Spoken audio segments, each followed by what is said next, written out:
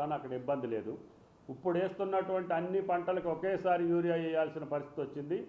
కాబట్టి దయచేసి ఈ యొక్క అర్జెన్సీని గుర్తించి, మీకు దేశవ్యాప్తంగా ఈ సమస్య ఉంది, కానీ తెలంగాణ ప్రభుత్వం వల్ల ఈ సమస్య వచ్చిందని చెప్పి కొంతమంది గౌరవ పెద్దలు మాట్లాడుతున్నారు. వాళ్ళకి యూరియా ఎప్పుడన్నా చూశారో లేదో నాకు తెలియదు, కనీసం పట్టుకున్నారో లేదో నాకు తెలియదు, పొలంలో చల్లారో లేదో నాకు తెలియదు. కానీ పెద్ద పెద్ద మాటలు మాట్లాడి అపాస్పాలు కావద్దు.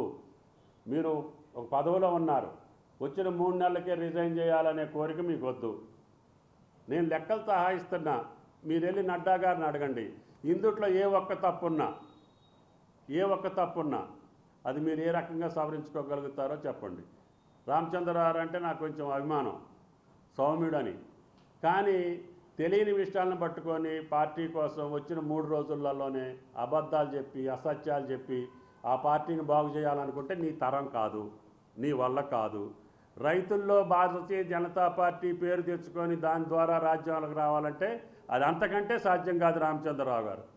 కాబట్టి దయచేసి వాస్తవాన్ని ఒప్పుకో. కిషన్ రెడ్డి గారు లేకపోతే పెద్దలందరికీ నేను ఈ పంపించా, 3 నెలల బట్టి పంపిస్తున్నా, నడ్డా గారికి 6 నెలల బట్టి పంపిస్తున్నా. పదే ఈ రాష్ట్ర ప్రభుత్వం కేంద్ర ప్రభుత్వం మీద ఒత్తిడి తీసుకొచ్చి ఉన్న పరిస్థితిని ఎప్పటికప్పుడు చెప్తున్నాం. నువ్వు నిన్నగాక మొన్నొచ్చి ఆ స్టాక్ అంటావు, ఈ స్టాక్ అంటావు, ఆ కథ అంటావు, ఈ కథ అంటావు. ఇదిగో నీ లెక్క. నువ్వు చెప్పింది ఎంత, ఇచ్చింది ఎంత, ఇంత తక్కువ ఉంది. కాబట్టి రైతాంగం మీద శవాల మీద పేలాలు ఏరుకున్నట్టుగా రైతుల సమస్యలు వస్తే దాంతో రాజ్యాధికారం వస్తుంది అనుకుంటే అది నీ భ్రమ. కాబట్టి అటువంటి అసత్య ప్రచారాలకు దూరంగా పెట్టి వాస్తవానికి దగ్గరికి వెళ్ళి, నీకేదన్నా కొద్దిగా పలుకుబడి ఉందని నేను అనుకోను. ఒకవేళ ఉంటే ఈ నెలలో ఆ 60,000 పంపించు, నువ్వు చెప్పిన పని నేను చేస్తా. ఈ 4-5 రోజులలో ఈ వారాంతానికి మాకున్నటువంటి గ్యాప్ మట్టికి నువ్వు ఇచ్చిన కేంద్ర ప్రభుత్వం ఇచ్చిన మాటను నిలబెట్టుకో. అప్పుడు నువ్వేం చేయాలో నువ్వు ఆలోచించుకో. నువ్వు 3 నెలలు అయింది, నేను రిజైన్ చేయటం బాగోదు. అసలు నీ నియామకమే లేట్ అయ్యి 2 ఏళ్లకి నీ నియామకం అయింది. సరే ఏ కారణాలతో అయిందో నేను ప్రశ్నించను, నాకు అవసరం లేని పని. కానీ ఆ బాధ్యతలో ఉన్న పోస్టులోకి వచ్చి కూడా నువ్వు పిచ్చి మాటలో లేకపోతే తెలియని మాటలో రైతాంగాన్ని అయోమయం చేసే మాటలో నువ్వేదో ఇచ్చినట్టు మేమేదో దాచుకున్నట్టు. యూరియా దాచుకొని ఏం చేస్తారు రామచంద్రరావు? ఇది ఏమైనా పంచదార కనీసం తినటానికి? కనీసం సోయి లేకుండా ఎట్ట మాట్లాడతావు నువ్వు పొద్దాక? ఒకరోజు చెప్తుంది, 2వ రోజు పంపిస్తుంది, 3వ రోజు పంపిస్తుంది, 4వ రోజు పంపిస్తుంది. పదే నువ్వు మాట్లాడుతుంటే నీకు ఇంకేదన్నా తప్పిద్దామని అనుకోవాలి నేను. కాబట్టి దయచేసి గౌరవంగా ఉండటం మంచిది. నేను ఎప్పుడూ హార్ష్గా మాట్లాడను, రైతాంగ విషయాల్లో అంతకంటే ఎక్కువ మాట్లాడను. ఎందుకంటే నాకు రైతు ముఖ్యం, రైతు బతకాల. చక్కగా వర్షాలు పడ్డాయి, ఈ కష్టం వచ్చిందండి. ఈ దేశాలలో యుద్ధం జరుగుతుంటే మేము తెచ్చుకోలేకపోయాం, చైనాలో ఇవ్వలేకపోయింది, దేశీయంగా ఉత్పత్తి చేయలేకపోయాం, మా చేతగాంతనం ఒప్పుకుంటున్నాం.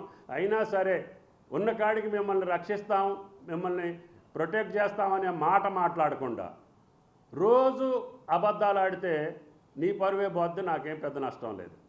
కాబట్టి దయచేసి మిగతా మంత్రులు సంజయ్ గారితో పర్సనల్గా చెప్పా, కిషన్ రెడ్డి గారితో పర్సనల్గా చెప్పా, వాళ్ళు ఇచ్చినటువంటి డీటెయిల్స్ ఎట్లున్నాయి సార్ అని చెప్పా. వాళ్ళు కూడా అక్కడ ప్రయత్నం చేస్తున్నట్టుగా నాకు తెలిసింది.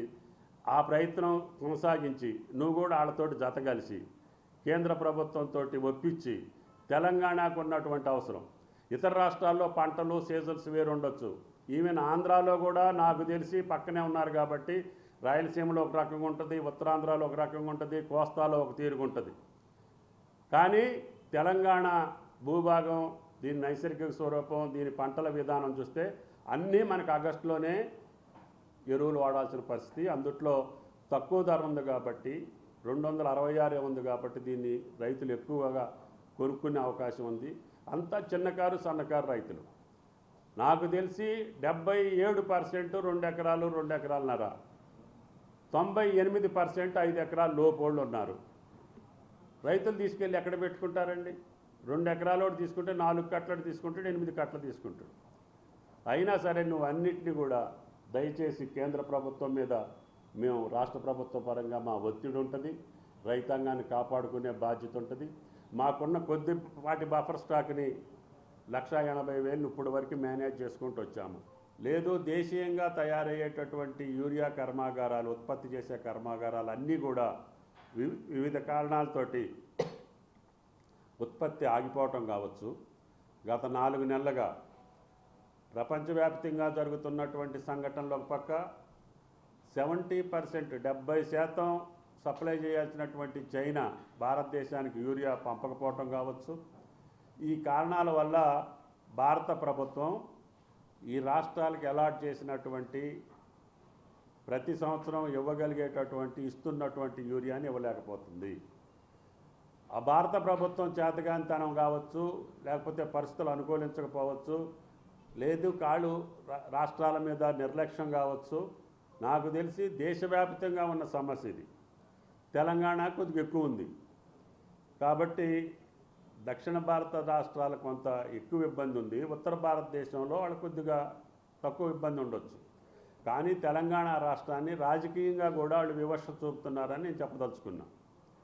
ఎందుకంటే ఇక్కడ ఉన్నటువంటి భారతీయ జనతా పార్టీ నాయకులు వాస్తవాలను పక్కన పెట్టి ఈ జియో పొలిటికల్ రీజన్స్ చెప్పకుండా చైనాతో ఉన్నటువంటి రాజకీయ సంబంధాలకి బయటపెట్టకుండా ఇంపోర్టెడ్ యూరియాని తెచ్చుకోలేక దేశవాళీ తయారయ్యేటటువంటి ఉత్పత్తి చేయకుండా రాష్ట్ర రైతాంగాన్ని, దేశ రైతాంగాన్ని బాధ పెట్టేటటువంటి భారతీయ జనతా పార్టీ ఇంకా రాజకీయ పరంగా ముసుగేసుకొని రాష్ట్రాలని బదనాం చేయాలనో, రాష్ట్ర ప్రభుత్వాలను ఇబ్బంది పెట్టాలనో, రాజకీయంగా లబ్ధి పొందాలనుకోవటం వాళ్ళ యొక్క అవివేకం అవ్వచ్చు, మూర్ఖత్వం కావచ్చు, లేకపోతే చాదస్తం కావచ్చు.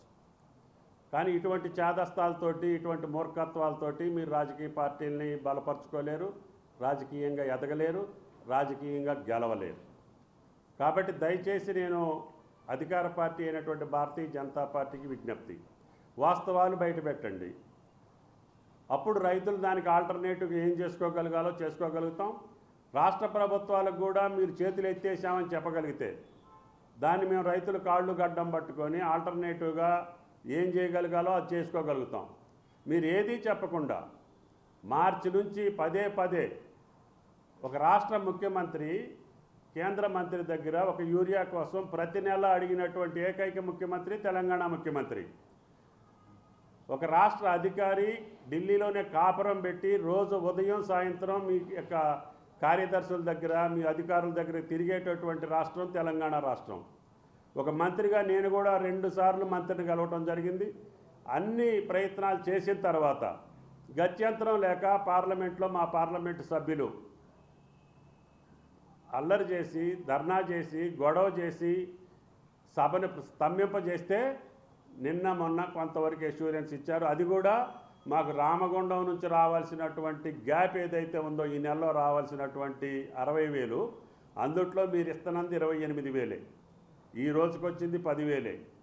కాబట్టి ఈ నెలాఖరికి మాకు మీరు ఇవ్వాల్సినటువంటి ఆగస్టులో కేటాయించినటువంటి యూరియాని ఎక్కడి నుంచైనా సరే, అది బళ్ళారి కావచ్చు, కర్ణాటక కావచ్చు, లేకపోతే వేరే రాష్ట్రాల నుంచైనా సరే తెలంగాణకు పంపించమని చెప్పి ఒత్తిడి చేస్తున్నాం. ఈరోజు కూడా మళ్ళీ నడ్డా గారిని, మా పార్లమెంటు బృందాన్ని, నాయకత్వాన్ని మొత్తాన్ని మళ్ళీ కలవమని చెప్పాం. 3 రోజుల క్రితం ఇచ్చినటువంటి నీ అష్యూరెన్స్లో కేవలం 10,000 టన్నులే మా దగ్గరికి చేరటానికి ఇప్పుడు మాకు ఇన్ఫర్మేషన్ వచ్చింది. ఇంకా మాకు ఈ నెల మినిమం ఒక 60,000 కావాలి. కాబట్టి దయచేసి కేంద్ర ప్రభుత్వం మీద డిమాండ్ చేస్తున్నాం, పార్లమెంటు సభ్యుల యొక్క ఇచ్చినటువంటి అష్యూరెన్స్నైనా సరే మీరు దాన్ని సక్రమంగా మాకు వచ్చేటట్టుగా ప్రయత్నం చేయమని చెప్పి నడ్డా గారికి, కేంద్ర ప్రభుత్వానికి విజ్ఞప్తి చేస్తున్నాం. అదేవిధంగా ఇక్కడ ఉన్నటువంటి భారతీయ జనతా పార్టీ నాయకులందరికీ కూడా నేను వాస్తవ పరిస్థితిని కూడా వాళ్ళ దృష్టిలో పెట్టాను. సార్ కిషన్ రెడ్డి గారు, సంజయ్ గారికి, అయ్యా మీరు ఏప్రిల్లో 1.7 మాట ఇచ్చారు, ఇచ్చింది 1.21, మేలో 1.6 ఇచ్చారు కానీ మీరు ఇచ్చింది 88, జూన్లో 1.7 ఇచ్చారు ప్లాను ఇస్తామని, కేవలం 98 ఇచ్చారు. అదేవిధంగా జూలైలో 1.6 ఇచ్చారు, కేవలం 1.43 మాత్రమే మాకు వచ్చింది. ఆగస్టులో 1.7 ఇచ్చారు, ఇప్పుడు ఓన్లీ 80 వచ్చింది. ఈ యొక్క 5 నెలల గ్యాప్ కూడా మీరు పూరించలేకపోతున్నారు.